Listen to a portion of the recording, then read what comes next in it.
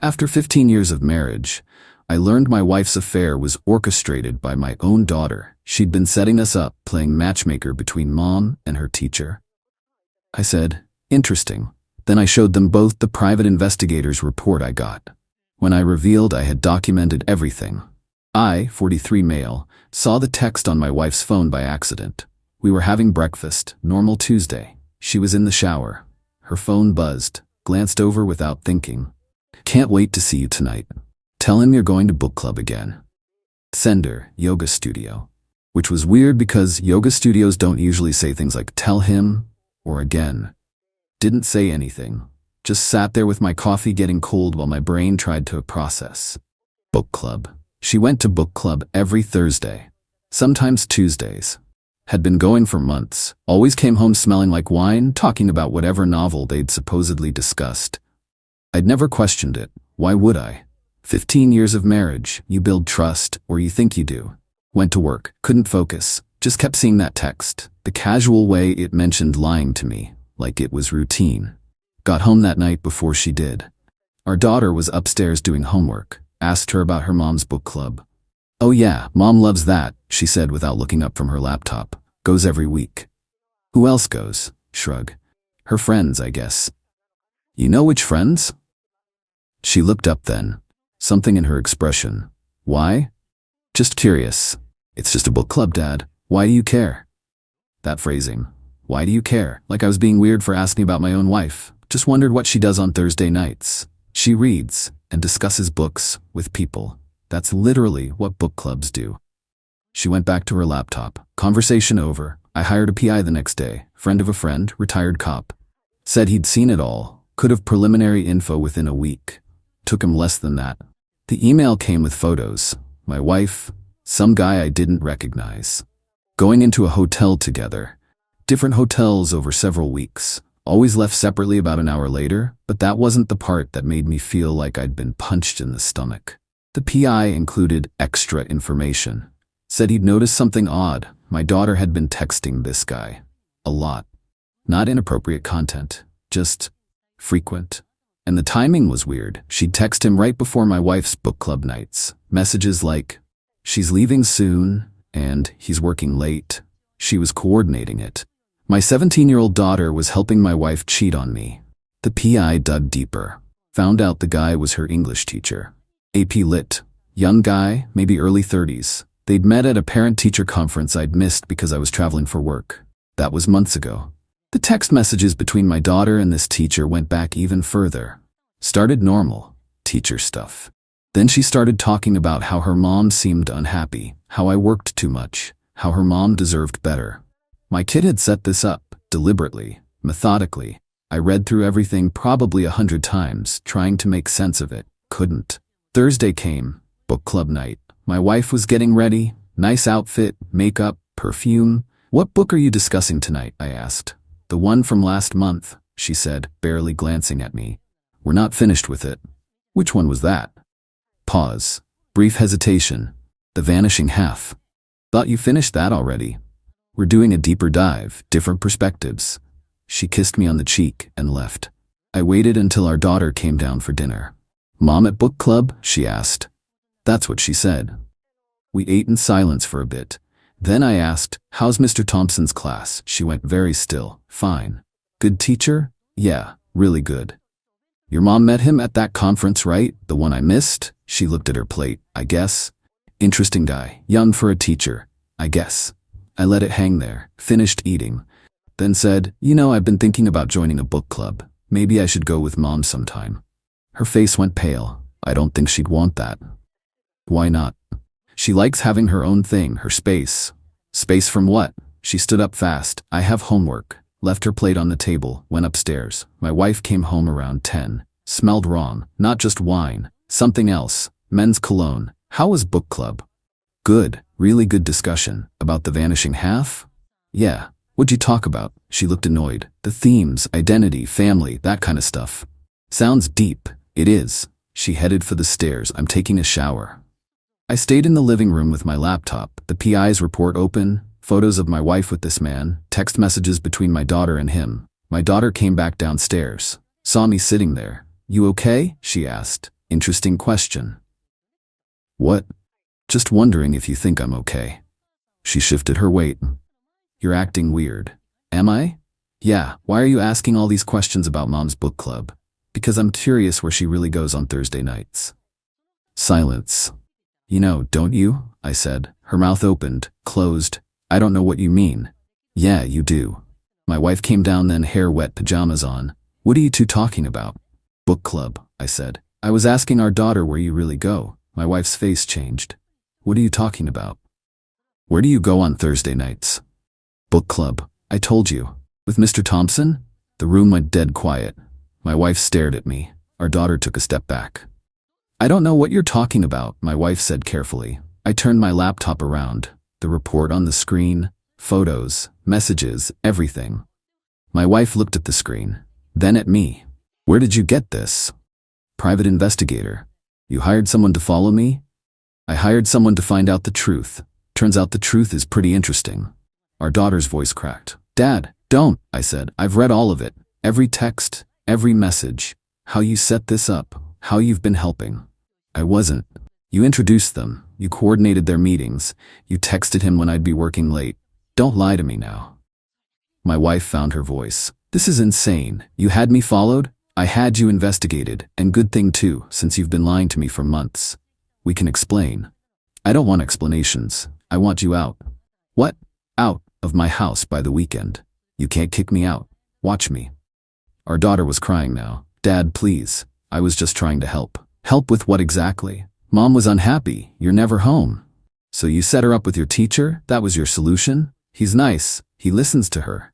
My wife put her arm around our daughter. Honey, go upstairs. No, I said. She's part of this. She gets to hear it. She's 17. Old enough to facilitate an affair. Old enough to hear about divorce. The word hung in the air. Heavy. Final. Divorce, my wife said. You're overreacting.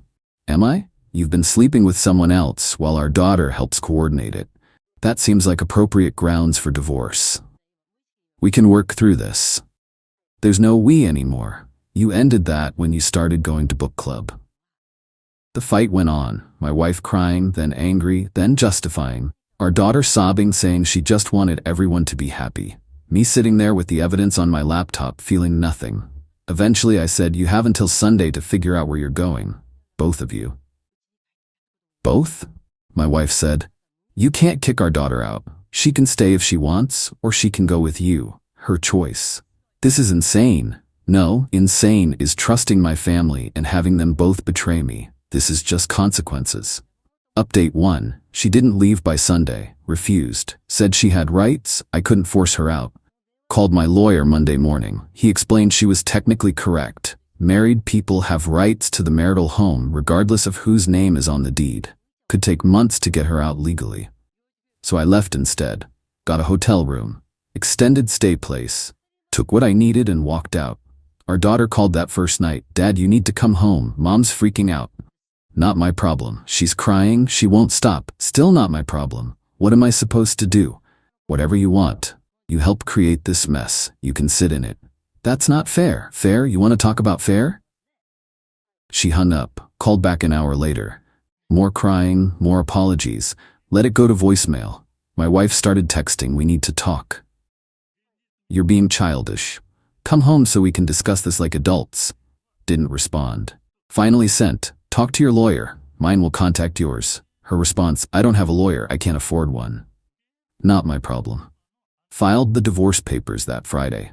Process server went to the house. My daughter called immediately. Dad, someone just gave Mom legal papers. What is this? Divorce. You're really doing this. Already did it. But we can fix this. No, you can't. How do you know if you won't even try? Because I don't want to try. I want a divorce. She hung up again. Pattern forming. Got a text from an unknown number. This is Mr. Thompson. We should talk. Blocked it. He tried calling from the school. Blocked that too. Then he emailed me. Long message about how things develop naturally and no one meant to hurt me and my daughter was just trying to help her mother. Forwarded it to my lawyer with evidence. My lawyer loved it. This is perfect. Keep any other communications. The school situation escalated fast. Principal called me in for a meeting. Wanted to discuss concerns about Mr. Thompson. Brought the PI's report with me. She read through it, face going from professional to horrified to disgusted. "This is very thorough," she said finally. "Professional investigator." "And your daughter was involved?" "According to the text messages, yes. She was coordinating meetings between her mother and your teacher." "This is extremely problematic." "For who?" "For everyone. The school, your daughter, Mr. Thompson's employment." "What are you going to do?" "I can't discuss personnel matters. But I can tell you this is being taken very seriously." Got back to my hotel to find my wife sitting in the parking lot. Don't know how she found me. "We need to talk," she said when I got out of my car. "No, we don't." "Yes, we do. You're destroying everything." "I'm not destroying anything. You already did that. I made a mistake." "Mistakes are accidental. This was months of deliberate lying." "Fine. I had an affair. Are you happy now?" "Not particularly." "What do you want from me?" "Nothing. I want you to sign divorce papers and leave me alone." "What about our daughter? What about her? Are you just abandoning her?" "She helped you cheat on me. She needs to deal with that." "She's a child." "She's 17 and knew exactly what she was doing." My wife started crying. "Please. We can fix this. I'll end it with him. We can go to counseling. Start over." "There's no starting over. We're done. We had 15 years together. And you threw them away. That's on you." She grabbed my arm. "I don't want him. I want you. I want our family." I pulled away. Should have thought about that before book club. Update 2. The divorce moved surprisingly fast. My lawyer was aggressive. The evidence was overwhelming. My wife eventually hired a lawyer. Cheap one from some strip mall office. Could tell immediately he was outmatched. First settlement meeting was a disaster. Her lawyer tried arguing she deserved half of everything. My lawyer countered with adultery evidence. Photos, messages, hotel receipts, our daughter's coordination. Her lawyer tried to claim it didn't matter. No fault state. Adultery isn't weighted. My lawyer smiled. But using marital funds for an affair is. Those hotel rooms? Joint credit cards. That's misuse of marital assets. The conversation shifted real quick after that. Bigger fight was over our daughter. My wife wanted full custody. I wanted supervised visitation. "She's 17, her lawyer said. "Almost an adult. Custody is barely relevant." "She demonstrated terrible judgment," my lawyer countered. "Helped facilitate an extramarital affair.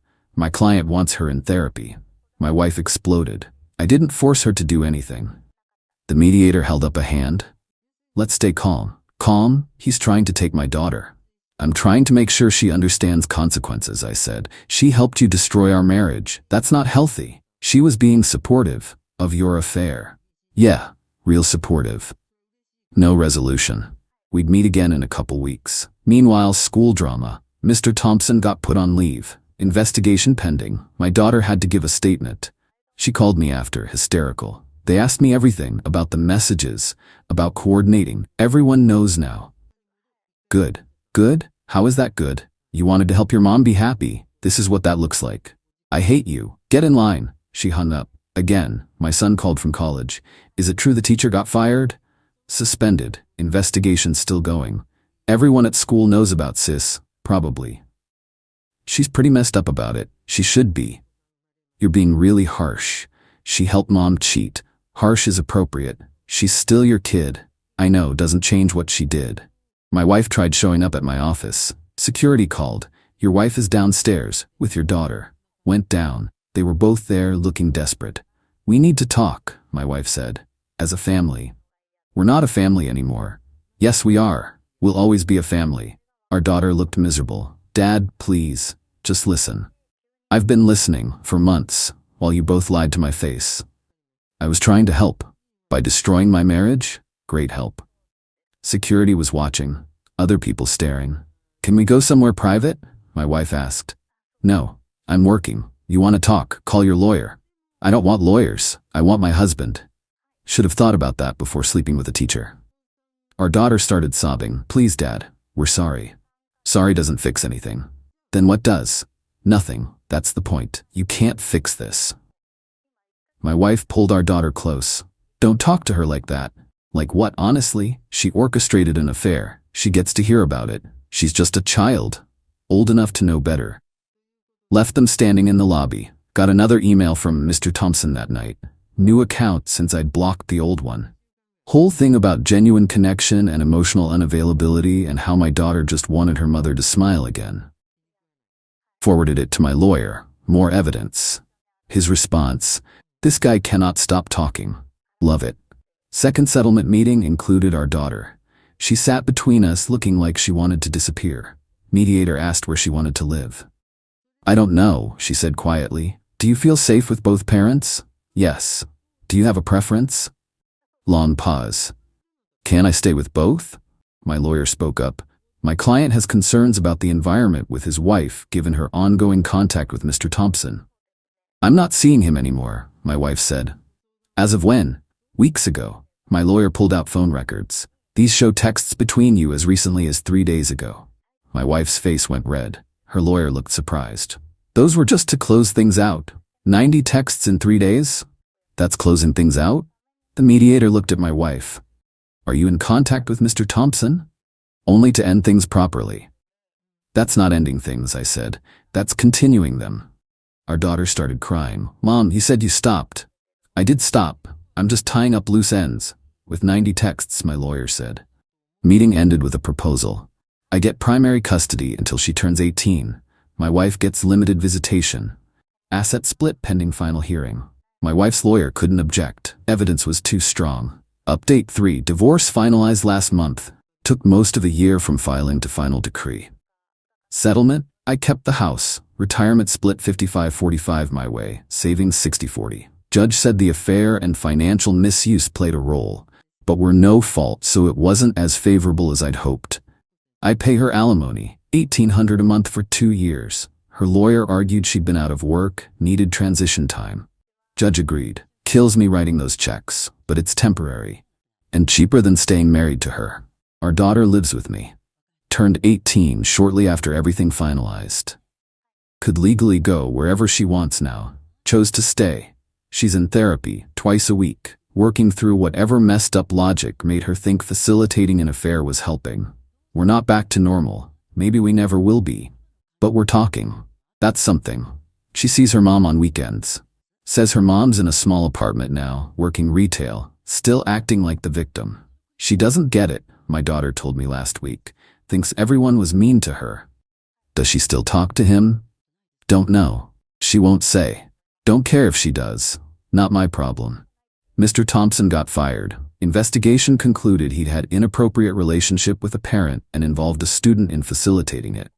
Teaching license suspended. Heard he's working at some tutoring center now. Hope it was worth it. My daughter got into college, out of state, says she needs distance from here. Can't blame her. Small enough town that everyone knows the story. We were having dinner last week when she said, "I really am sorry for everything." Not the first time, but something different in how she said it. I know. Do you forgive me? Working on it. When will you? When it stops hurting. She nodded. Does it hurt a lot still? Every day. I really thought I was helping. I know. That's what makes it worse. I thought if Mom was happier, everything would be better, that you wouldn't care because you were always working anyway. I cared. I know that now. Do you understand why it was wrong? Long silence. I made Mom's problems my responsibility, and I fixed them in the worst way possible. Yeah. I can't take it back. No. So what now? You learn from it. You don't do it again. That's it? That's everything. My ex tried contesting the alimony last month. Said it wasn't enough. Filed paperwork arguing she needed more. My lawyer found out she's seeing someone new. Guy from her work. Argued if she's in a relationship, she doesn't need my support. She dropped the motion fast. She emails sometimes, late at night. Long rambling messages about regret and what ifs. Don't respond. Lawyer said don't engage, but I read them. Last one said, I know you'll never forgive me. I know I destroyed everything. I know our daughter will never look at me the same. I'm sorry. For being selfish, for being stupid, for thinking I could have everything without losing anything. You deserved better. Deleted it. Moved on. My son came home from college last week. First time since everything. Went out for dinner. Just us. How are you really? He asked. Better. Not great, but better. You seem different. I am different. Mom's asking about you. Don't care. She wants to know if you're seeing anyone. Tell her that's none of her business. He grinned. So you are? No, but it's still none of her business. The house feels different now, quieter. But also mine, completely mine, repainted, new furniture, new everything, feels like starting over. Not good, not bad, just different. My daughter leaves for college soon. Part of me dreads it. Part of me thinks distance will help. What if I mess up again? She asked yesterday. You probably will. Not helpful. It's honest. Everyone messes up. Just don't help anyone cheat. Not funny. Little bit funny. She almost smiled. I love you, Dad. Love you too. And I meant it. Despite everything. She's still my kid. Don't know if my ex-wife is actually in therapy like the settlement required. Not my problem anymore. But my daughter mentioned her mom seems different lately. Sadder, she said. Like she finally gets what she lost. Good. That's mean. It's appropriate. She didn't argue. Moving forward feels weird. Like everything works, but nothing feels natural yet. My ex's lawyer sent a note last month. She wants to reduce the alimony. Told my lawyer no. She signed the agreement. She lives with it. Petty? Maybe. But after everything, I'll take it. Last email from my ex came last week. I hope you find happiness. Real happiness. The kind I threw away. You deserved better than what I gave you. Deleted it. Moved on. Because that's all there is now. Forward. Away from the wreckage. Some days I'm angry all over again. Angry at her, at my daughter, at the teacher, at myself for not seeing it sooner. But mostly I'm tired, ready to stop feeling like this. My daughter asked if I'd come to her college orientation, out of state, weekend trip. Of course. Really? You're my daughter, I'll be there. She smiled. Should Mom come? That's up to you. I don't know if I want her there. Then don't invite her. She'll be upset. She'll survive. She didn't invite her. We leave next week. Just us. Road trip. Time to talk. Time to figure out what comes next. Won't fix everything, won't erase the damage, but it's a start. And right now, that's enough. My fiancé said, I hired a private investigator to follow you. Cost $3,000 from our wedding fund, but worth it. I'd been planning her surprise bachelorette party. I responded, find anything interesting. Then I called the PI company, got copies of everything she'd requested, and showed them to her parents who were contributing $50,000 to the wedding. When they called her for an emergency budget meeting, I, 31 male, got home from work Wednesday around 6 p.m. My fiancé, 28, was sitting at the kitchen table with a manila folder in front of her, smiling. That weird smile people get when they think they've caught you doing something. We need to talk, she said. Cool. Great opening. Okay, she slid the folder across the table. I hired a private investigator to follow you for the past 2 weeks. I just stared at her. You what? A PI, professional surveillance, cost $3,000 from our wedding fund, but it was absolutely worth it to know the truth. Opened the folder. Photos of me, meeting with her best friend at coffee shops, outside a spa, at 3 different wineries, my phone records, timestamps, detailed notes about everywhere I'd been. Want to explain yourself? She asked, arms crossed, full prosecutor mode. Here's the thing. I'd been planning her surprise bachelorette party. Her best friend and I had been coordinating the whole thing for 6 weeks. Spa weekend booked, fancy restaurant reserved, wine tour scheduled, 8 of her friends flying in from different states, deposits paid. Total cost so far, $4,200 of my own money. And she'd hired a PI. Find anything interesting? I asked. You've been meeting with my best friend 6 times. You went to a spa twice. You've contacted multiple venues. You've made probably 20 phone calls to businesses I don't recognize. So yeah, talk. I could have explained right then, shown her the itinerary, the booking confirmations, the whole surprise, but she'd spent $3,000 of our money to have me followed. Didn't ask me what I was doing, didn't trust me, just hired someone. I'm not explaining anything, I said. Her smile dropped. Excuse me? You heard me.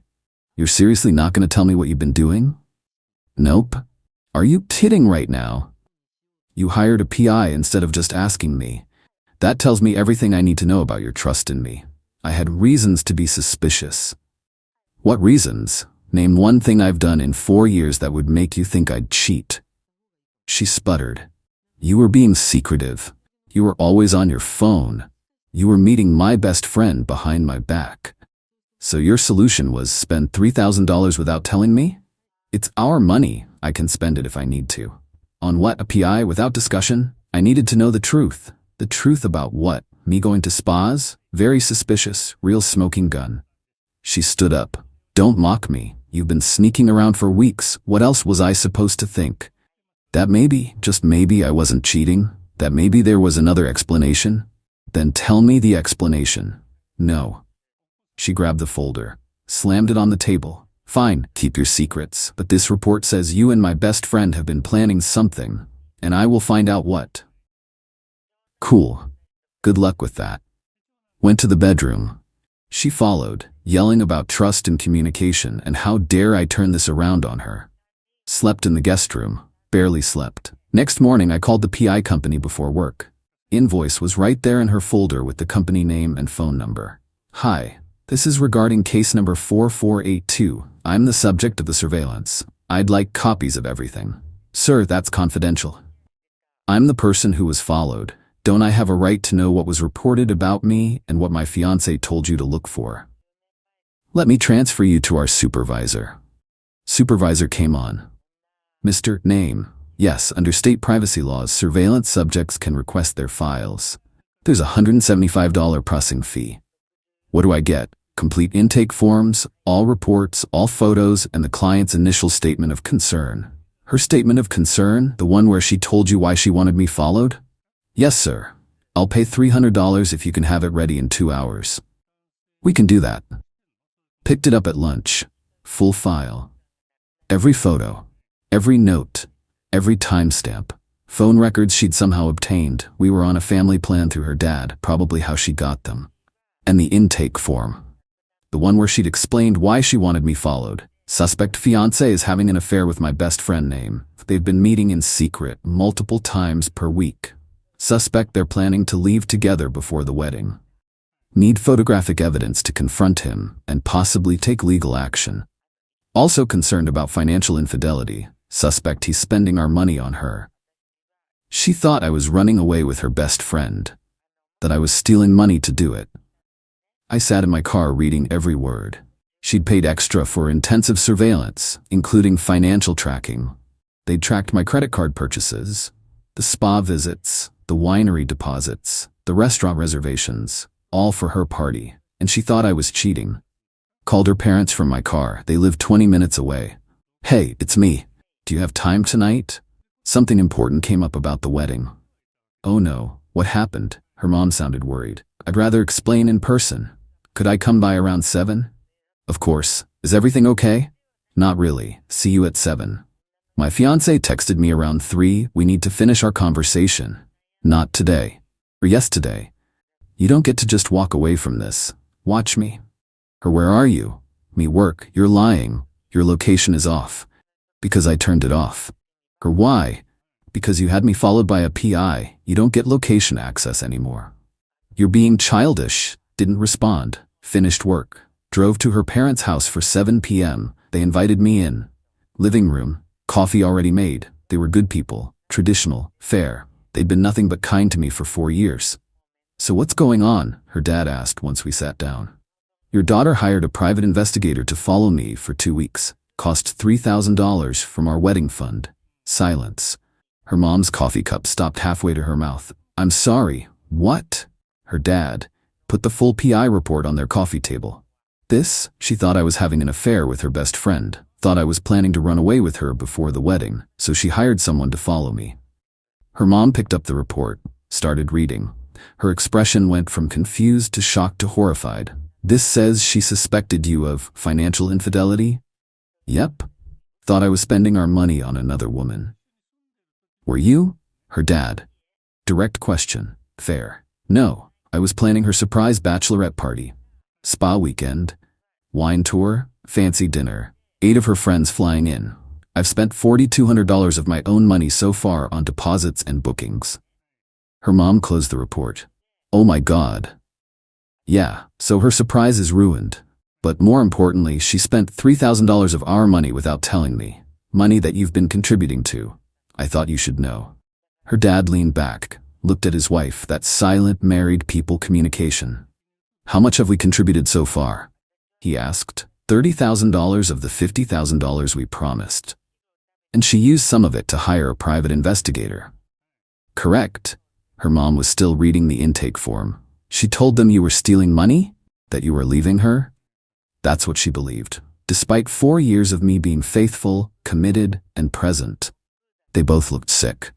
There's something else, I said. I'm reconsidering the wedding. What? Her mom. I can't marry someone who trusts me so little that she'd hire a PI instead of just asking me what I was doing. This isn't about the money. It's about what this says about our foundation.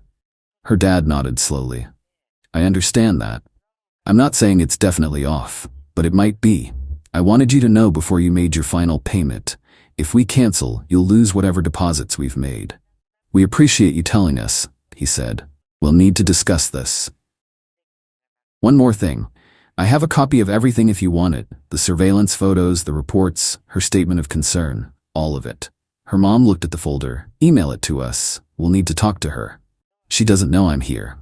She's about to, her dad said grimly. Left their house at 8:30, got home at 9. My fiancé was pacing in the living room. Where the hell have you been? Out. Where? Meeting with your parents. Her face went white. What? Why? To discuss the wedding budget, specifically the $3,000 you spent hiring a PI. You told them? Yep, showed them the full report too, including your intake form where you said I was stealing money and running away with your best friend. You had no right. It's their money you spent. They needed to know how you used it. Her phone started ringing. Her mom. She declined it. Rang again immediately. Her dad. Declined. You better answer that, I said. Don't tell me what to do. Third call. Her mom again. She finally answered. I couldn't hear her mom's side, but I heard hers.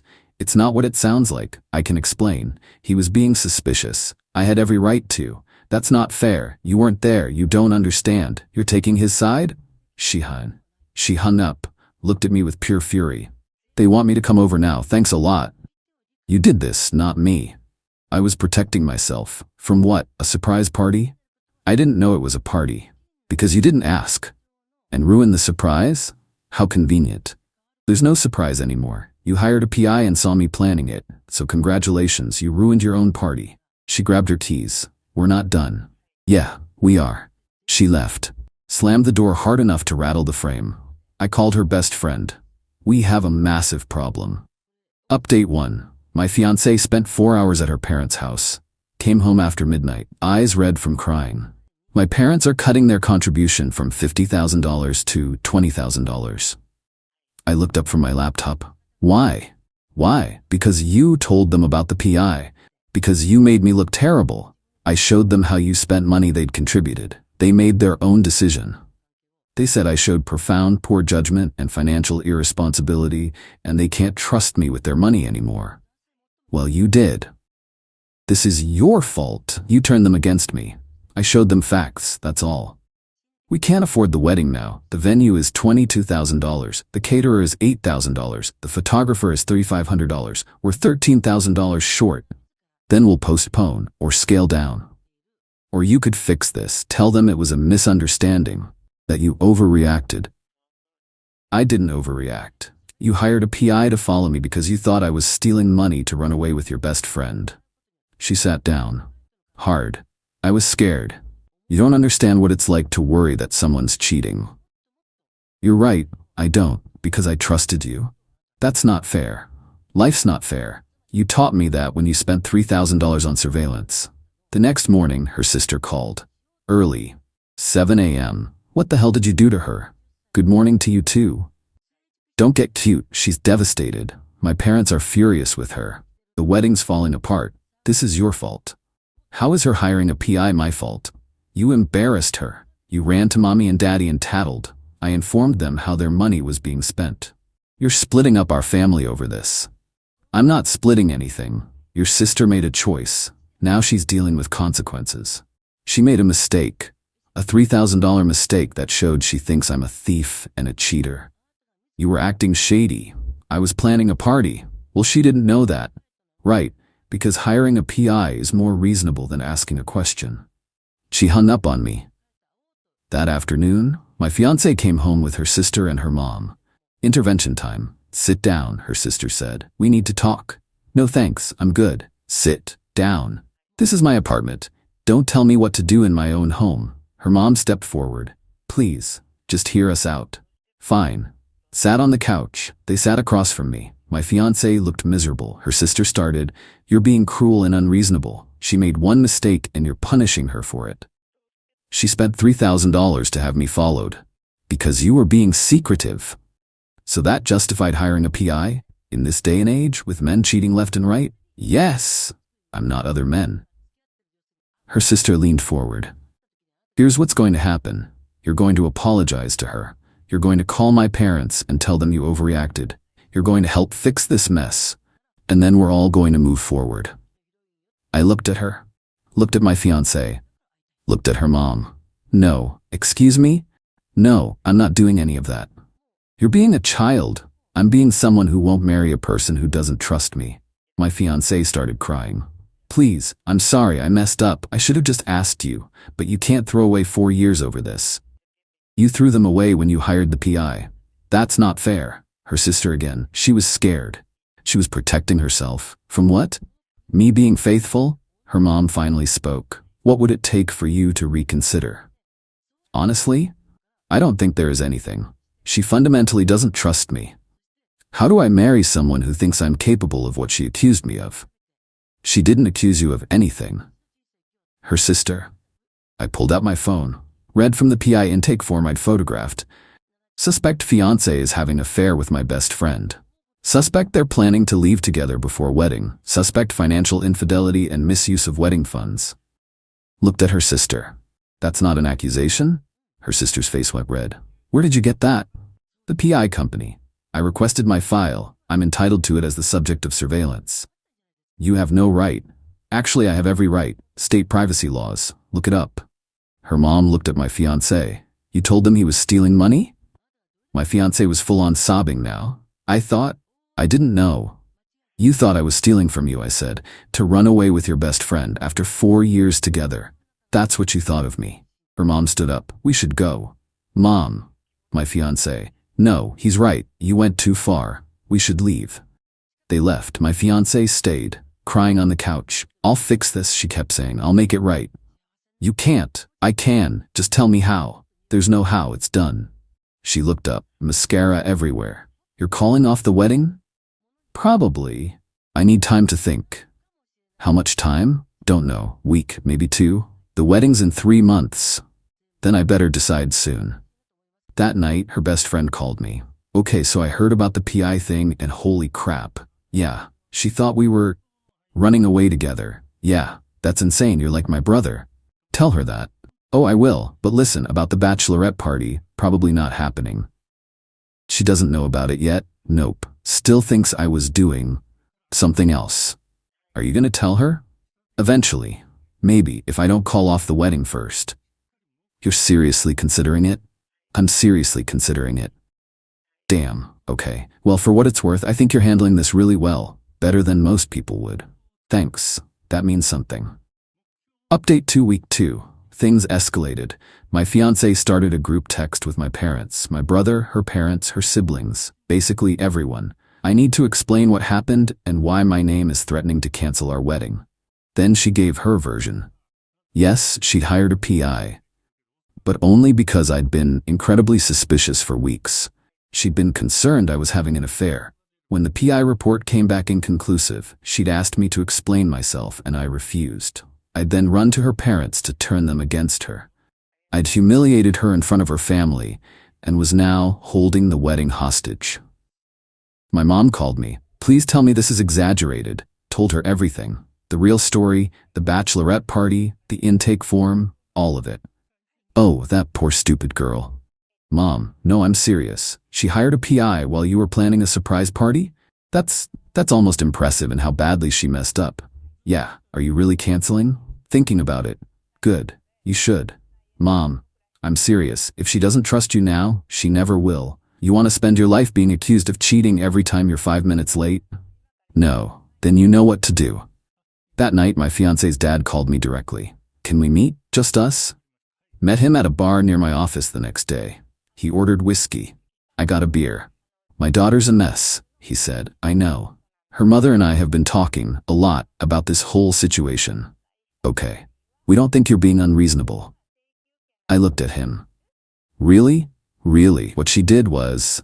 He shook his head. I don't know what she was thinking. Hiring a PI? Spending that money? Accusing you of theft? It's insane. Thank you for saying that. But I need to tell you something about her first boyfriend. What about him? He cheated on her. Badly, with her college roommate. She found them in her own bed. I knew about that. What you might not know is that he'd been acting exactly like you were. Secretive. Always on his phone. Meeting the roommate behind her back. The signs were identical. Oh, so when she saw you doing the same things, she thought history was repeating itself. I finished. Yes. We sat in silence. Does that excuse what she did? He asked. No, but it explains it. For what it's worth, her mother and I have told her she needs serious therapy. Individual, maybe couples. We've offered to pay for it. What'd she say? She wants to fix things with you first. There might not be things to fix. He nodded. I understand, and I don't blame you. We finished our drinks. He paid, shook my hand. Whatever you decide, you've been good to our family, to her. You deserve better than this. Got home that night to find my fiancé's sister waiting outside my apartment, arms crossed, furious. We need to talk. No, we don't. Yes, we do. You're destroying my sister. Your sister destroyed herself. She made a mistake. One mistake, and you're crucifying her for it. Hiring a PI isn't a mistake, it's a choice. A deliberate one that cost $3,000 and revealed what she really thinks of me. What she thinks is that men can't be trusted. And you're proving her right. How? By being cold, by refusing to forgive, by holding this over her head.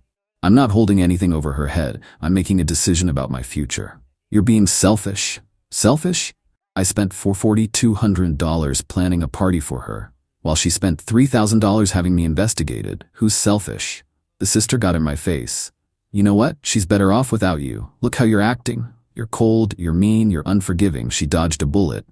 Then we agree on something. Now get away from my door. Make me. I'll call the cops. For what? Harassment, trespassing, take your pick. She left, but not before yelling that I'd regret this, and I was making a huge mistake. Inside, I sat on my couch, texted my brother. I think I'm done. You calling it off? Yeah. Good. Want me to come over? Nah, I'm good. You're not good, but you will be. Friday afternoon, I called my fiancée. Come to the apartment tonight, 7 p.m. We need to talk. She arrived exactly at 7, sat on the couch. I sat in the chair across from her. I can't marry you. She started crying immediately. Please don't say that. I have to. You don't trust me, and I can't spend my life proving myself to someone who thinks I'm a liar and a cheat. I don't think that. I was just scared. You thought I was stealing money to run away with your best friend. I was wrong. I was stupid, but we can fix this.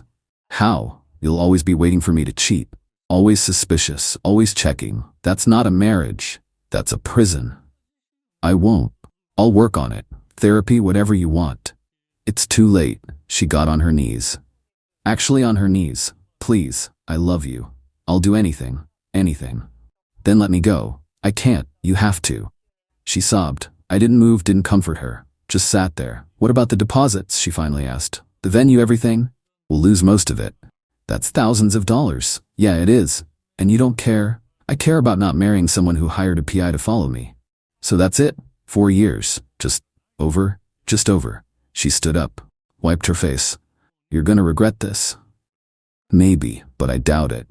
When you're alone, when you realize what you threw away, I didn't throw it away, you did.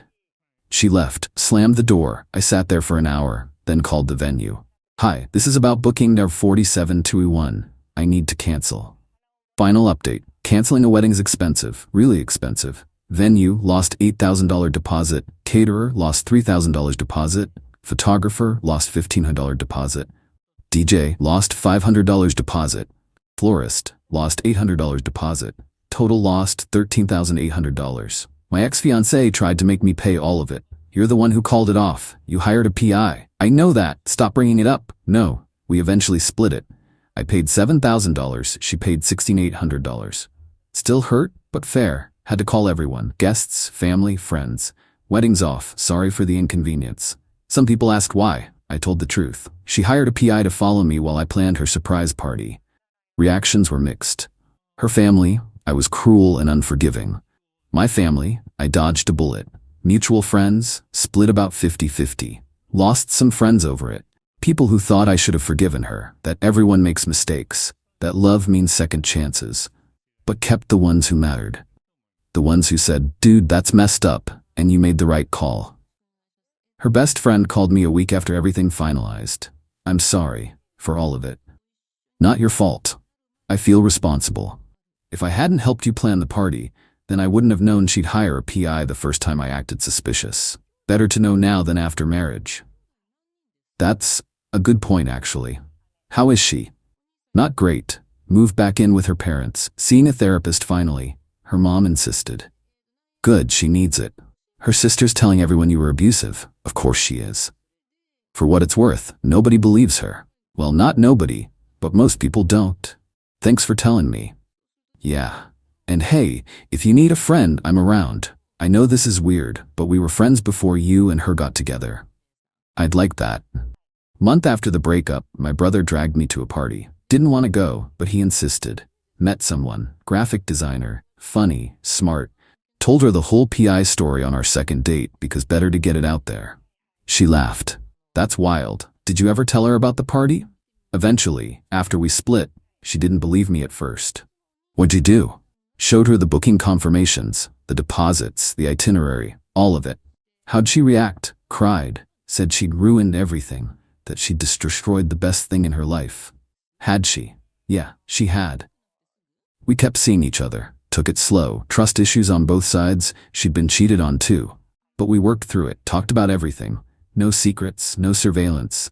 6 months after the breakup, I ran into my ex at a coffee shop. She looked thinner, tired, saw me and froze. Hi, how are you? Good, you? Better. Therapy's helping. Good. Awkward silence. I'm sorry, she said, for everything. I ruined us. Yeah, you did. Could we try again? No. Why not? I'm better now. I've worked on my trust issues. I'm not the same person. Maybe not, but I'm not interested in finding out. She nodded. Tears in her eyes. You're seeing someone? Yeah. Is it serious? Getting there. I hope she knows how lucky she is. I'm the lucky one. Left her there. Finished my coffee. Went home to my apartment. My small, perfect, drama-free apartment. Life moved on. My ex got married eventually. Heard about it through mutual friends. Some accountant. Quick engagement. Vegas wedding. Ironic. Me, still with the graphic designer. 2 years now. Talking about moving in together. No PI necessary. Just communication, trust, basic respect for each other. Sometimes I wonder what would have happened if I'd forgiven her. If we'd gone through with the wedding. If I'd spent my life proving I wasn't cheating. Then I remember. She spent $3,000 to have me followed. While I was planning her surprise party. With her best friend's help. Some decisions make themselves. Best $7,000 I ever lost. At dinner, my daughter asked, why does mommy kiss Uncle Mike when you're at work? My wife froze. I said, answer her, mommy. She stayed silent. I took our daughter and left for my parents' house, then called my lawyer. Original post: I, 35 male, am sitting at my parents' house right now, my daughter, 6, asleep in my old bedroom, trying to process what just happened 3 hours ago. We were having dinner. Normal Tuesday night. I'd made spaghetti because that's my daughter's favorite. My wife, 33, was on her phone, which isn't unusual lately. My daughter was telling us about her day at school, something about finger painting in recess. Then she said it, just casually, between bites of garlic bread. Daddy, why does mommy kiss Uncle Mike when you're at work? The room went silent, like, dead silent. I could hear the kitchen clock ticking. My wife's fork clattered onto her plate. Her face went completely white. I put my own fork down slowly. Looked at my daughter. What do you mean, sweetie? Uncle Mike comes over sometimes when you're at work. They kiss on the couch, like you and mommy used to kiss before. My daughter said this with zero awareness of what she'd just dropped. Just innocent kid observation. I looked at my wife. She was staring at her plate, frozen. Answer her, I said. Calm voice. Dead calm. Answer your daughter, mommy. Nothing. She wouldn't look up. Mommy? My daughter looked confused now. Did I say something wrong? No, baby. You didn't. I stood up. Go get your favorite stuffed animal and your tablet. We're going to Grandma and Grandpa's house. Right now? But I haven't finished dinner. We'll get ice cream on the way. Go pack your backpack with some clothes too, like we're having a sleepover. My daughter got excited and ran upstairs. Kids are resilient like that. My wife finally looked up. Her eyes were watering. Please, let me explain. Don't. I held up my hand. Not in front of our daughter. Not right now. It's not what you think. Our 6-year-old daughter just told me she's seen you kissing another man in our house while I'm at work. What part am I misunderstanding? She started crying. Please, we need to talk about this. You had 6 months, a year, however long this has been going on to talk about this. You chose not to. My daughter came back down with her stuffed bear and a backpack. Ready, Daddy? I took her hand. Let's go. My wife stood up. You can't just take her. Watch me. I kept my voice level. For my daughter, I'm taking her to my parents' house where I know she's safe. If you want to stop me, call the cops. Explain to them why. She didn't move, just stood there crying. I buckled my daughter into her car seat, drove to my parents' house in silence while she played on her tablet. Mom and Dad took one look at my face and immediately set up my old room without questions. Once my daughter was settled and watching cartoons with my mom, I went to my dad's office and called a lawyer my buddy recommended last year when he went through his divorce. Left a voicemail. It's 10 p.m. now. He'll call back tomorrow. My phone's been blowing up. My wife has called 18 times. Texted maybe 30 times. I haven't opened any of them. Haven't blocked her either. My lawyer will probably want to see everything. Here's what I know. Uncle Mike is my wife's friend from her book club. Nice guy, or so I thought. He's been to our house for dinner parties. I've had beers with him. His wife left him 8 months ago. Yeah. That timeline's not suspicious at all. I don't know what happens next. I don't know if I'm overreacting by leaving immediately. But the image of my daughter casually mentioning watching her mom kiss another man in our house, in front of her, while I'm out working to provide for this family, I can't get it out of my head. I'm not angry. Not yet. That'll come later, I think. Right now I just feel hollow. Like someone scooped out my insides and left me walking around empty. My daughter asked me before bed why Mommy wasn't here. I told her Mommy and Daddy needed some space to work on grown-up things. She seemed okay with that answer. Lawyer calls tomorrow. Then, I guess we'll see. Update 1. 3 days later, the lawyer called back Wednesday morning. Her name is Sharp, all business, no nonsense. I liked her immediately. First thing she said, do not go back to that house without discussing it with me first. Do not have any conversations with your wife without documenting them. Record if your state allows it. Mine does, so I've been recording every call. My wife has called 63 times over the past 3 days. I've answered exactly twice, both times recording on my dad's old voice recorder from his reporter days. Call 1, Wednesday night. Her, please come home. We need to talk about this like adults. Did you sleep with him? It's complicated, yes or no? Simple question. Yes, but it wasn't. Sent the recording to my lawyer. Call 2, Thursday afternoon. You're being unreasonable. You just left without even hearing my side. Me, what side? Our daughter watched you, in our house. Do you understand how messed up that is? She's 6. She doesn't understand what she saw. She understood enough to ask about it at dinner. How many times did this happen? How many times was our daughter home? That's not fair. Answer the question. I don't know, a few times she was supposed to be napping. Supposed to be. Cool, real responsible parenting there. Don't you dare judge me, you're never home. You work 60 hours a week. To pay our mortgage, to pay for her private school, to pay for the life you wanted. And I'm alone all the time. You don't even see me anymore. So you brought your boyfriend around our daughter. That was your solution. He's not my boyfriend, it was just comfort. I was lonely. I'm done with this conversation. All communication goes through my lawyer moving forward. Click. My lawyer loved that one. Said my wife basically admitted to adultery and exposed our child to her affair partner. 2 things that'll matter in custody discussions. But here's where it gets messy. Thursday night, my wife showed up at my parents' house. My mom answered the door. My daughter was upstairs asleep. I heard the commotion and came down. My wife looked terrible. Hadn't showered, hair a mess, still wearing the same clothes from Tuesday. Wife, I need to see my daughter. Maybe you should come back tomorrow when... I need to see my daughter now. That's my child. Me, lower your voice, she's sleeping. Turning on me. You can't keep her from me. I'm her mother. I'm not keeping her from you. You can see her tomorrow. Call first. No, I want her now. We're going home. My dad appeared from the kitchen, former Marine, still built like one, just stood there with his arms crossed. Dad? Young lady, you need to leave. Come back tomorrow at a reasonable hour. Wife, this is your fault. You poisoned her against me. What did you tell her? Me, I told her mommy and daddy needed space. That's it. Liar. She probably thinks I'm a bad mom now. Me, you had your affair partner around our 6-year-old daughter. Multiple times. You did that, not me. Wife, don't call him that. His name is Mike and he cares about me, something you stopped doing years ago. That's when my daughter appeared at the top of the stairs, rubbing her eyes. Why is everyone yelling?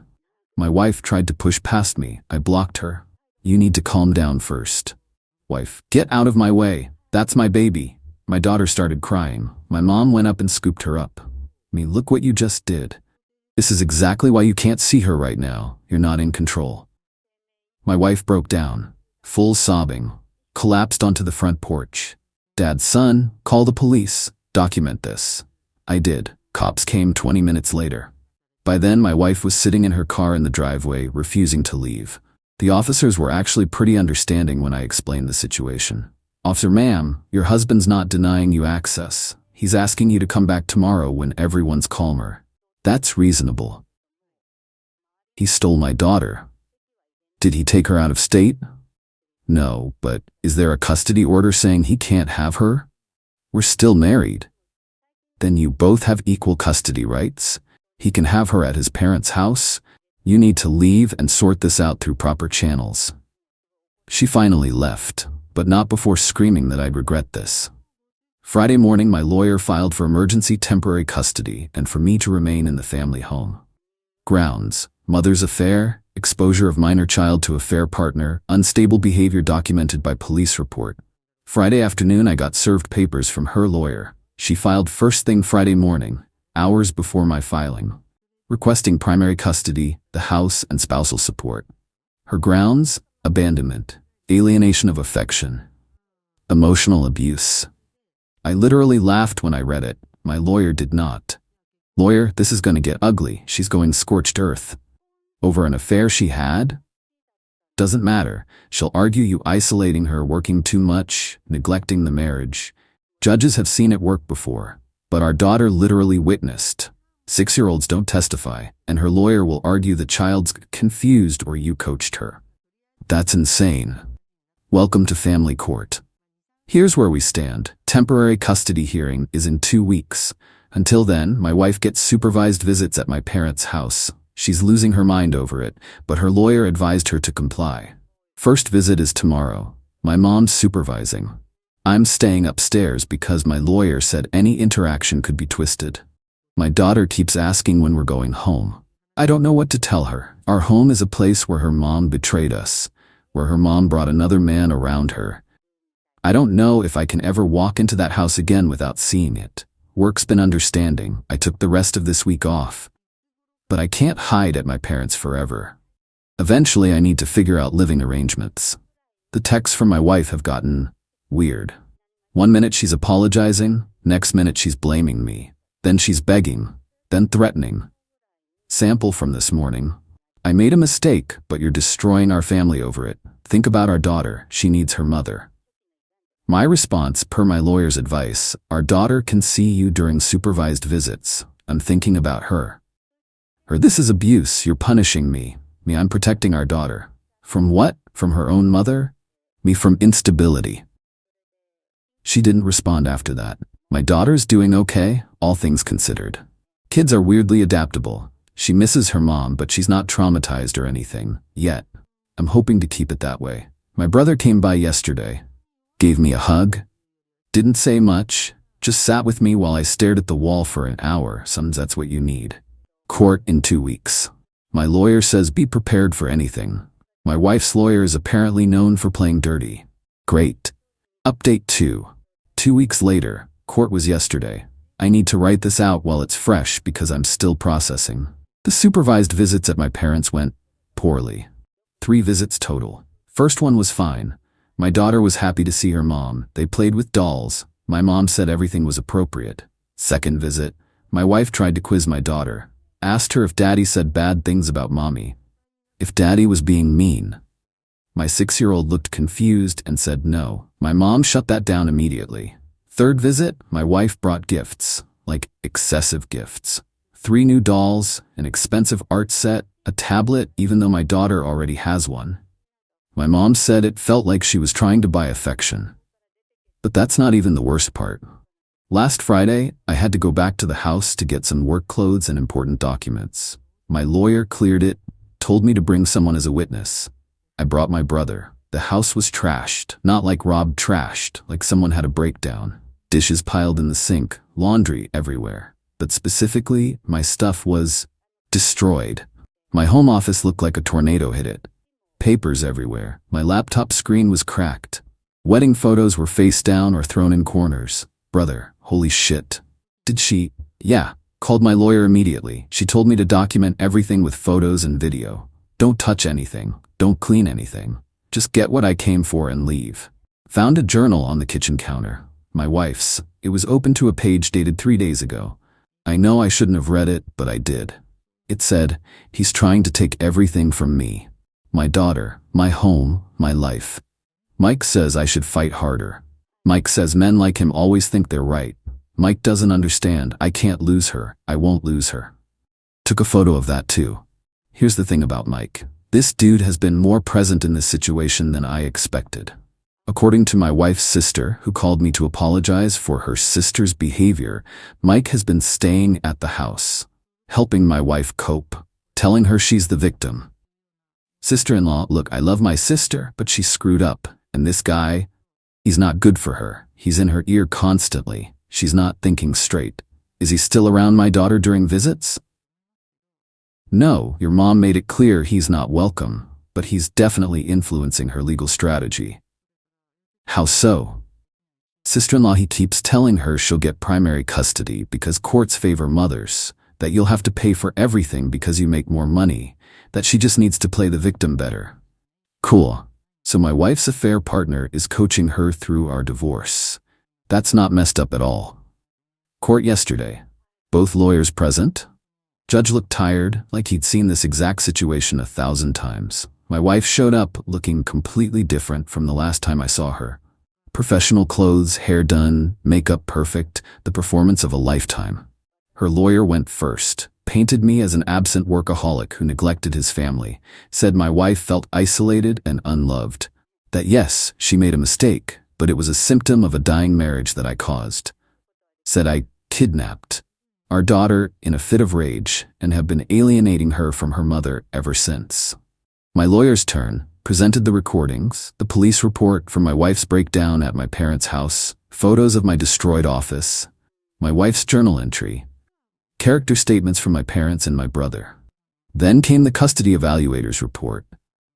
We'd both been evaluated the week prior. I spent 3 hours answering questions about my parenting style, my relationship with my daughter, my work schedule.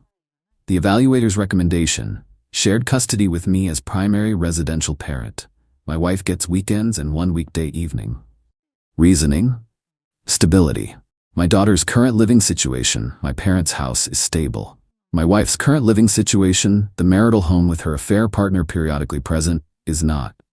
My wife's face when the judge read that recommendation was something I'll never forget. Pure shock. Like she genuinely believed she'd automatically get primary custody because she's the mom. Her lawyer objected, said the evaluation was biased, that I'd clearly manipulated the evaluator. The judge shut that down fast. Counselor, your client admitted to the affair? Her behavior following the separation has been documented as unstable. The child's welfare is paramount here. Wife's lawyer, Your Honor, mothers have historically. This isn't the 1950s. I follow the best interest of the child standard. Right now, that's with the father. He granted temporary primary custody to me. My wife gets supervised weekend visits for the next month, then we reevaluate. I get to return to the marital home. She has 2 weeks to find alternative housing. My wife stood up and started yelling, called the judge biased, called me manipulative. Her lawyer had to physically stop her from approaching the bench. Judge, ma'am, one more outburst and you'll be in contempt. Sit down. Outside the courthouse, my wife tried to confront me. Her lawyer was pulling her away, but she broke free. Wife, you did this. You turned everyone against me. Me, I documented what happened. That's all. You're going to keep my daughter from me. No, the court decided you get supervised visits. Follow the order and eventually you'll get more time. Because of him. Pointing at my lawyer, you hired some shark to destroy me. My lawyer, ma'am, I suggest you speak with your own counsel. Wife, I don't need counsel. I need my daughter. You can't do this. My brother stepped between us. Time to go. As we walked away, I heard her screaming about how this wasn't over, how she'd appeal, how I'd regret this. Probably will regret some of it. The judge made it clear that when the divorce finalizes, assets will be split. I'll likely lose a chunk of my retirement. The house will probably have to be sold and profits split. I'll end up in a smaller place. That's just reality. But my daughter will be safe. She'll have stability. She'll have a parent who doesn't bring random people around her and call it comfort. Got home to my parents' house last night. My daughter was already asleep. My mom had made pot roast. My dad poured me a whiskey. Dad, proud of you, son. You did right by that little girl. Me, doesn't feel like winning. That's because it's not about winning. It's about doing what's right, even when it's hard. Mom, when do you move back to the house? Me, week after she moves out. Need to get it cleaned up first. She left it pretty bad. We'll help. My daughter has been asking when we're going home. I told her soon. She asked if Mommy would be there. I told her Mommy would have her own place, but we'd visit her on weekends. Like a sleepover? Exactly like that. Will Uncle Mike be there? My blood went cold. Why do you ask that, sweetie? Because Mommy said he's her special friend. Like how you're her special friend, but different. What else did Mommy say about Uncle Mike? That he makes her happy when she's sad, and that sometimes grown-ups need different special friends. I'm bringing this up to my lawyer today. My wife's been coaching our daughter during supervised visits, under my mom's nose, teaching her to accept this relationship as normal. My lawyer's response? Document it. Will request all visits be recorded going forward. This is what my life is now. Recording everything, documenting everything, treating my own wife like a hostile witness. The affair partner, Mike, he's been quiet publicly, but my wife's sister told me he's planning to propose. Apparently he thinks once the divorce is final, they can be a real family with my daughter. Over my dead body. Next court date is in 2 months for the actual divorce hearing. Property division, final custody arrangement, all of it. My lawyer says my wife might get more parenting time once she's stable and in her own place without Mike around. Wife's lawyer has already filed a motion to modify custody, claiming I'm being vindictive, that her outburst in court was due to emotional distress from me stealing her child. This is going to be a long process, but my daughter is safe. She's sleeping soundly in the next room. She drew me a picture today of our new house, my parents' place, with stick figures of me, her, Grandma, and Grandpa. No one else. That's what matters. Final update 3 months later, divorce finalized 2 weeks ago. Time to close this chapter with one last update for anyone following along. The last 3 months were grinding. My wife fought everything, every custody proposal, every asset division, every single thing became a battle. Mike didn't propose. Turns out when he realized that being a family meant actually contributing to child support and dealing with an ex-husband in the picture, permanently, he bounced. My wife's sister called to tell me they broke up about 6 weeks ago. Sister-in-law, he told her she had too much baggage. Can you believe that? He helped create this mess, then just walked away. Me, not surprised. Affair partners usually don't stick around when reality hits. She's devastated. I think she finally realizes what she threw away. But here's the thing. That didn't change my wife's behavior in court. She still fought for primary custody, still argued I was the problem. Her lawyer kept pushing the narrative that I'd overreacted to one mistake. The final custody arrangement, joint legal custody. I have primary physical custody during the school year. My daughter lives with me, goes to her mom's every other weekend and 1 evening a week. Summer is split, alternating weeks. My wife was furious with the ruling, but the judge was clear. Until she demonstrates consistent stability, that's the arrangement. It can be modified in a year if circumstances change. Property division hurt. The house sold for $485K. After paying off the mortgage, we each got about $110. My retirement got split. She got 40% of what I'd accumulated during the marriage. That was $78 gone, just like that. She got her car, I kept mine. We split the furniture. She took everything from the living room and master bedroom. I didn't want any of it anyway. Too many memories. I ended up renting a 3-bedroom townhouse about 2 miles from my parents. Close enough for support, far enough to have our own space. My daughter got to pick out new furniture for her room. We made it an adventure. Let her choose colors, decorations, everything. Her room is now purple and covered in butterfly stickers. The financial hit was real. Between legal fees, $22 total, starting over with furniture and household stuff, and the split assets, I'm basically back to square one financially. But I have my daughter, I have stability, I have peace. My wife moved into a small 2-bedroom apartment across town.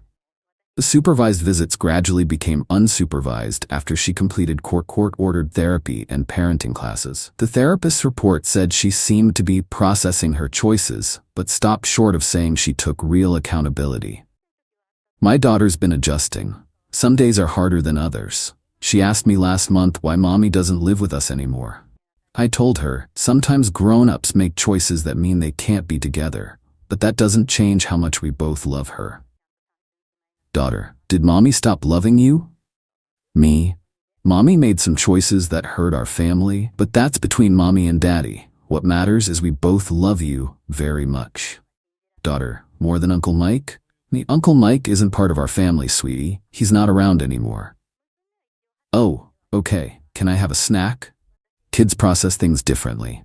Her therapist, yes, she's in therapy too, says she's doing remarkably well considering everything. No signs of lasting trauma, just normal adjustment stuff.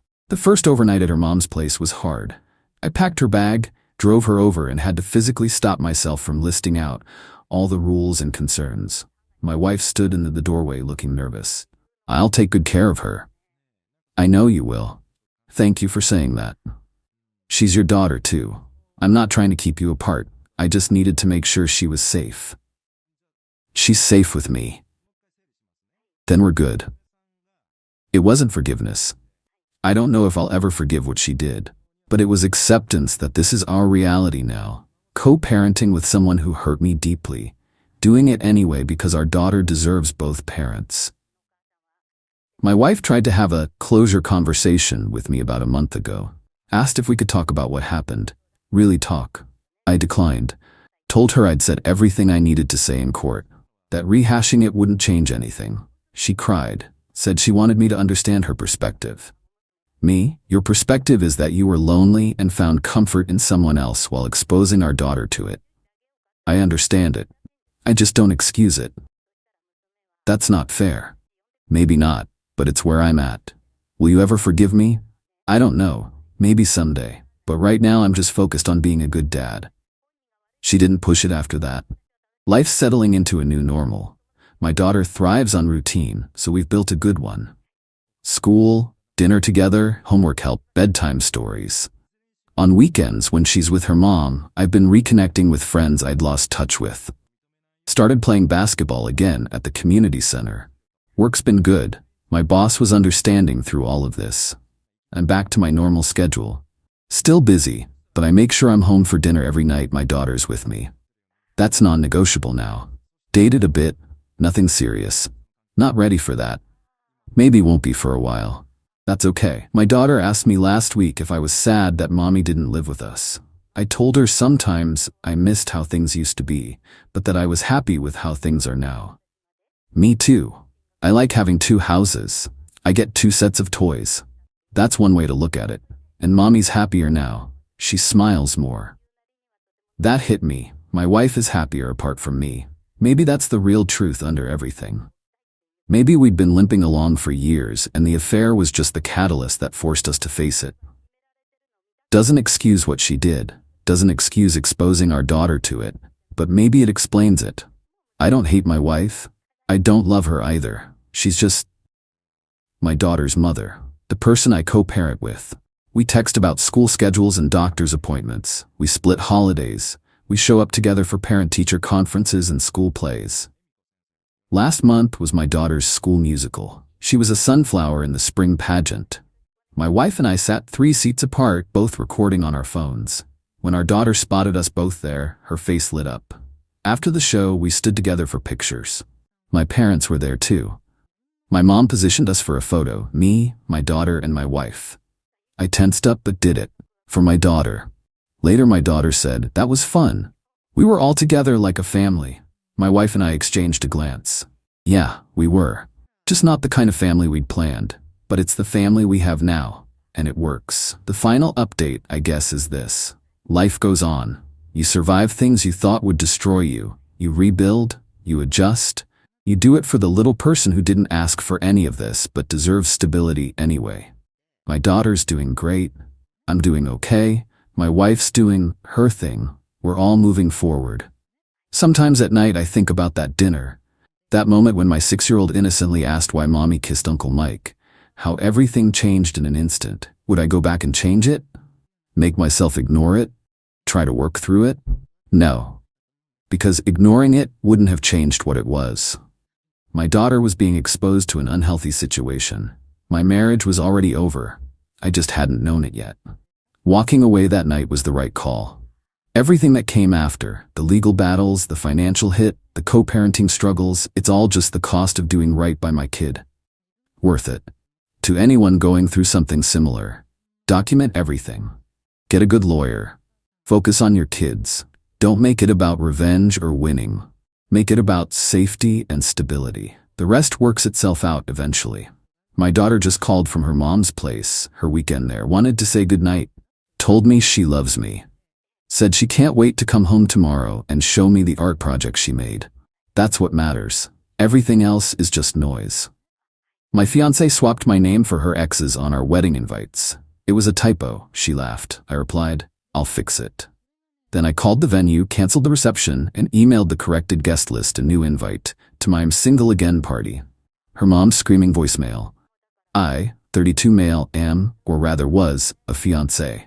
I'm a planner. I'm a data guy. I like spreadsheets and clear-cut goals. My fiancée, Eliza, 30, is not. She's a go-with-the-flow, live-in-the-moment, aesthetics are everything kind of person. I thought we balanced each other out. I thought her chaos was charming, and she thought my stability was comforting. Turns out her chaos was just a deep, abiding love for her ex-boyfriend. We've been planning our wedding for a year. It's in 3 weeks. The stress has been high. Her mother, Diana, 50, is the ringleader, and she has a taste for things that cost more than my car. I've just been signing checks, trying to keep the peace. I've paid for 90% of this circus. The venue, the band, the artisanal, 6-tier probably tastes like cardboard cake. All on my cards. Eliza, who has a background in graphic design, insisted on handling the invitations herself. She used some high-end, painfully expensive letterpress service. "The feel has to be right, Grant," she'd said. "It's the first thing people see. It sets the tone." The box arrived yesterday. I was genuinely excited. This was it, the final piece. I slid open the box. The top one was beautiful. Thick, creamy cardstock. Elegant gold script. I read it. "Diana and her dad's name request the pleasure of your company at the marriage of their daughter Eliza Rose to Julian Scott." I stopped breathing. My brain just buffered. Julian is her ex-boyfriend, the one she dated for 5 years before me, the one her mother still brings up at holidays, the one who got away that she swore she was over. My name is Grant. I pulled out another one. Same, another, same, the whole box. 200 invitations, all inviting our friends and family to the wedding of Eliza and Julian. I was weirdly calm. Just cold. I walked into the living room where Eliza and Diana were looking at floral centerpieces on a laptop. "Hey, Liza," I said, my voice sounding distant. "The invites are here. There's a small problem." "Oh, thank God," she said, not looking up. "How do they look? Are they perfect?" They're something," I said. "They look great, but they have the wrong name on them." Diana huffed. "What? Did they misspell your last name? Those printers, I swear." "No," I said. "They got your name right, Eliza. They put Julian's name instead of mine." Silence. Diana's head snapped up. Eliza froze. Then Eliza laughed, a high-pitched, hysterical titter. "Oh my God," she said, covering her mouth. "No, are you serious?" She grabbed the invite from my hand. Her face went pale, then flushed bright red. It must have been a typo," she gasped, still laughing. "A typo? Can you believe it? The printer must have— oh my God, I must have uploaded the wrong draft. I had his name in there as a placeholder from an old file. How embarrassing." Diana chimed in. "A typo? Oh, Eliza, it's just a silly mistake. Grant, don't look so serious. It's honestly hilarious." I just stared at her. "A typo? You typoed your ex-boyfriend's full name onto our wedding invitations." "Grant, stop," she said, her laugh fading into annoyance. "It was a mistake, a stupid file error. Don't be paranoid. You're ruining the mood. We'll call them, get a reprint."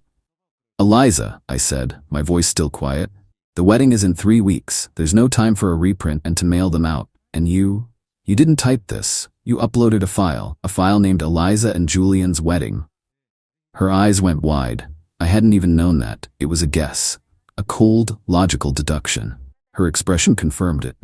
"You are so dramatic," she snapped. "It's just a name. God, you're always like this, trying to make me feel bad. It was a simple, stupid mistake. Are you going to hold this over my head forever?" I looked at her. Really looked at her. The panic in her eyes, the immediate gaslighting, the shift to my behavior being the problem. I thought about the last year, the accidental texts from him she'd reply to, the way her mom said, "Julian used to love this restaurant," the everything. The circuit breaker in my head, the one that keeps me calm and logical, just flipped. I smiled. It felt tight and wrong. "You're right," I said. "It's just a typo, a silly mistake. Don't worry about it, babe. I'll fix it." She visibly relaxed. "Oh, okay. Good. See, not a big deal." "Not at all," I said. "I'll handle the typo and the guest list. You keep working on the flowers. They're the important part, right? The tone." "Exactly," she said, relieved. "Thank you, baby. You're the best." I went into my home office and closed the door. I sat there for 10 minutes, just vibrating. The hurt was a physical thing, like a punch to the gut. Then, I got to work. I'm a planner, after all. Step 1, the money, 7:10 p.m. I opened my laptop. I have a separate high-yield savings account where I'd been dumping all the wedding funds. It had about $22,000 left in it. I transferred the entire balance to my personal checking, then transferred it again to a new savings account at a completely different bank, effective immediately. Step 2, the venue. I pulled up the contract for the Grand Oak, our stupidly expensive venue. I'd paid the $10,000 deposit. The final $15,000 was due next week. I called the events manager, Sharon. "Sharon, hi, it's Grant. We have an issue with our wedding. We're gonna have to cancel." "Oh, Mr. My last name. Is everything all right?" "Not really. I'm afraid the bride-to-be is still in love with her ex-boyfriend, so much so that she put his name on the invitations." There was a gasp on the other end. "I know the $10,000 deposit is non-refundable," I said. "I'm eating that. I just need to make sure my card isn't charged for the balance. Please confirm the cancellation via email."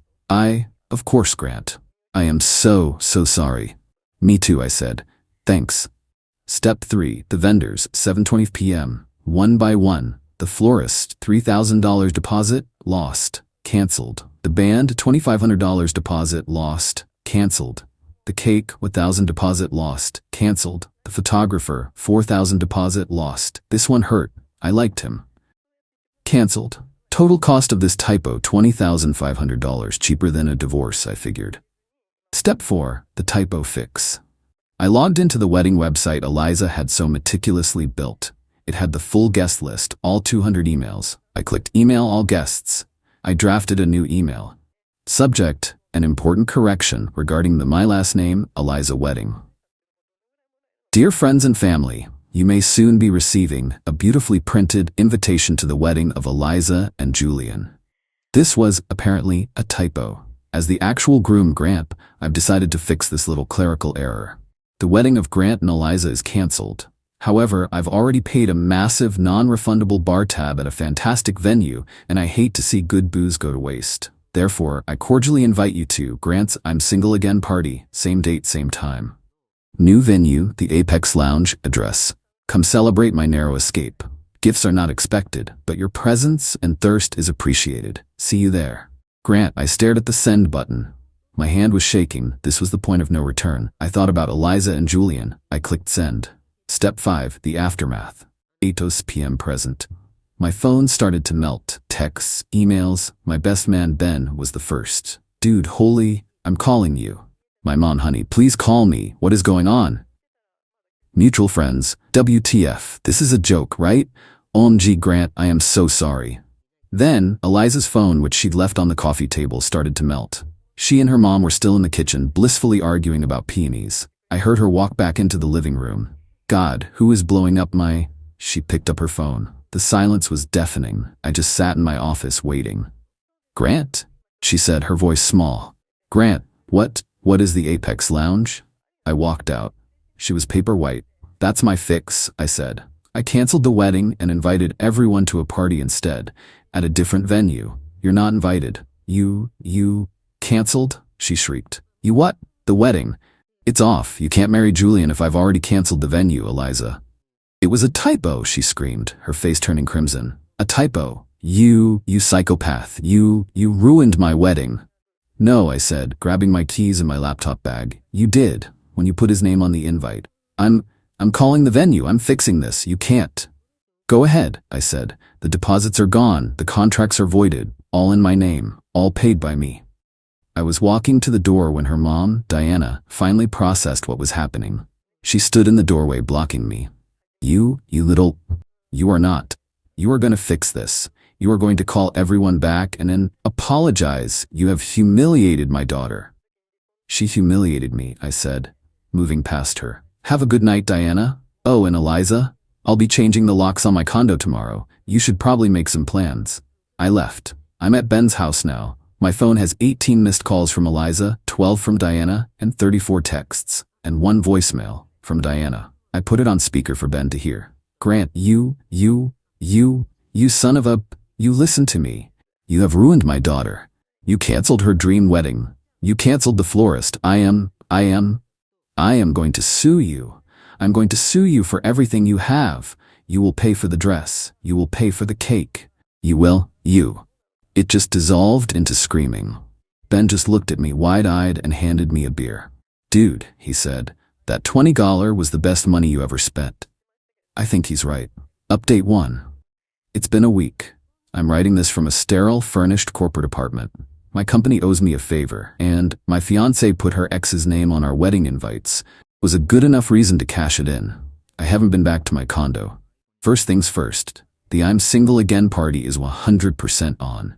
The Apex Lounge was bemused, but totally cool with me transferring the bar tab. I think the manager gave me a pity discount. The fallout has been biblical. My condo is premarital. I bought it 5 years before I met Eliza. But as my lawyer, yes, I have one now, shout out to Greg, informed me she has tenants' rights. I couldn't just change the locks. So I had her formally served with a 30-day notice to vacate. This did not go over well. She's still in the condo and she's not happy. She finally called me from a blocked number and I, stupidly, answered. You served me? She shrieked. You had a stranger come to my door and serve me? Like I'm a criminal? I'm following the law, Eliza. You have 30 days to move your things. Move my things? This is my home. You are abusive, Grant. This is financial abuse. You canceled my dream. You put your ex-boyfriend's name on the invitation, Eliza. That was your dream, apparently, not mine. It was a typo. A mistake. How many times do I have to say it? I was stressed. My mother was. I uploaded the wrong file. It didn't mean anything. It meant enough, I said. I'm blocking this number now. All communication needs to go through my lawyer, Greg. You have his card. I hung up. But the entitlement has just mutated.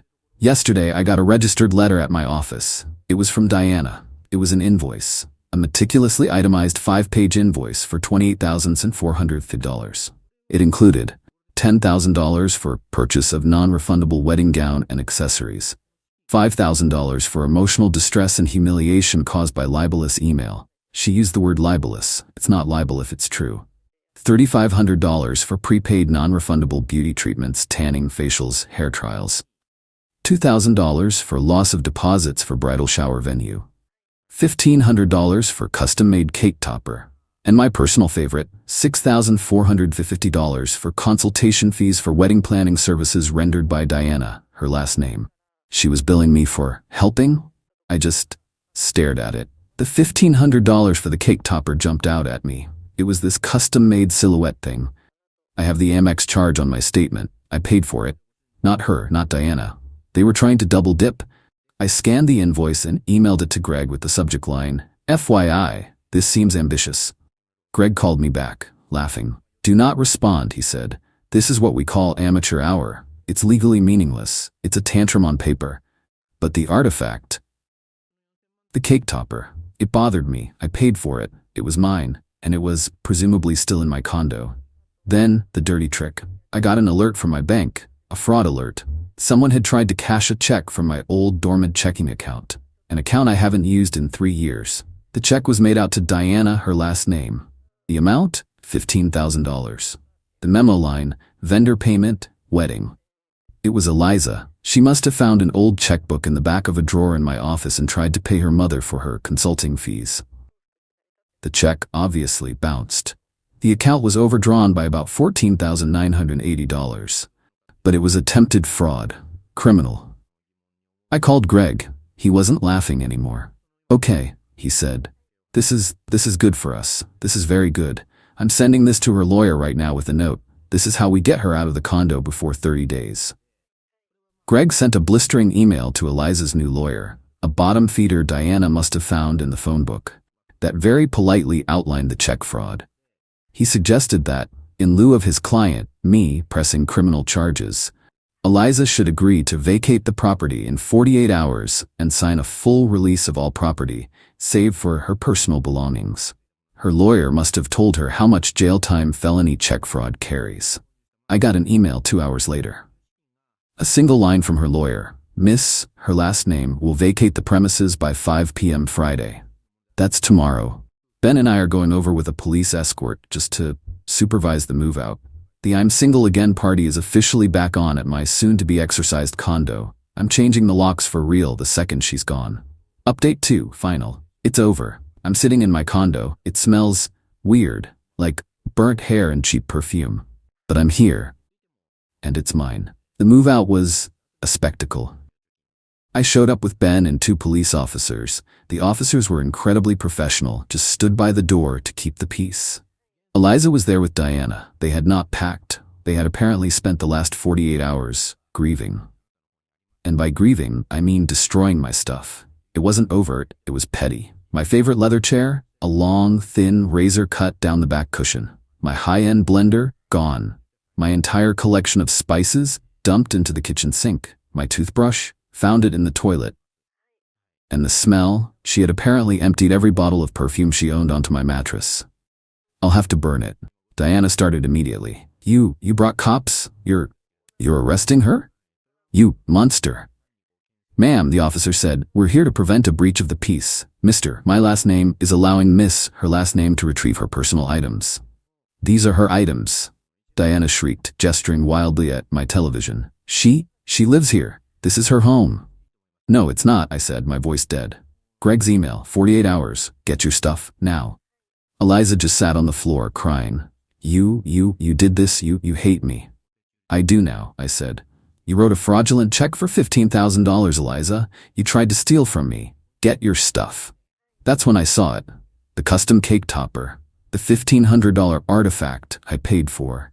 It was on the dining table. It was defaced. She'd taken a black marker and drawn, well, let's just say she drew some vulgar things on the silhouette of me. And she'd snapped her own silhouette off at the ankles. You can't have that, I said, pointing at it. My mother paid for this, Eliza screamed, grabbing it. No, she didn't, I said. I pulled up the Amex charge on my phone. I did. That's my property. Put it down. She held it. A real standoff. The cops tensed. Then, with a final primal scream, she threw it against the wall. It shattered into a dozen pieces. Fine, she sobbed. Now it's nothing, like you. The officer stepped forward. Ma'am, you need to gather your belongings and leave. Now, or you will be arrested for property damage. It took them 2 hours. They filled a U-Haul van, Diana tried to take my sofa. The officer had to intervene and asked to see a receipt. She couldn't, because I bought it. Finally, they were gone. The door closed, the officers left. I stood in my ruined, smelly apartment, and I just laughed. I lost a chair, a mattress, and a blender. It cost me about $25,000 in lost deposits and damages, and it was worth every single penny. The I'm single again party was 2 weeks ago. I had the condo professionally cleansed, biohazard cleaners basically, and it was the best party of my life. Over 100 people showed up, my friends, my family, and hilariously about half of our mutual friends. The ones who had heard the full story, aided by the forwarded email of course, and were disgusted by her. Ben made a speech. To Grant, a man who knows when to fold 'em and when to throw a banger of a party with the pot. We used a copy of the Eliza and Julian invitation as kindling for the fireplace. It was cathartic. The aftermath? I heard from a mutual friend that Eliza and Diana are furious. Not just at me, but at the world. Their smear campaign failed. My libelous email was just the truth. Eliza is living with her mom. And Julian? The man she sacrificed her life for? He actually messaged me on Instagram. Hey man, heard what went down, that's insane. Just wanted to say I had nothing to do with it. She's a lot. No hard feelings. He wasn't in on it, he wasn't her co-conspirator. She'd just been obsessing, fantasizing, staring at an old file named Eliza and Julian until she convinced herself it was real. It's pathetic. I'm not even angry anymore. I'm just done. I'm out $25. I'm sleeping on an air mattress until my new bed arrives. I need a new blender, but I'm free. I didn't marry into that family. I didn't tie my life to a woman who would commit a felony over a typo. The revenge wasn't the party. The revenge was believing her. I said I'll fix it, and I did.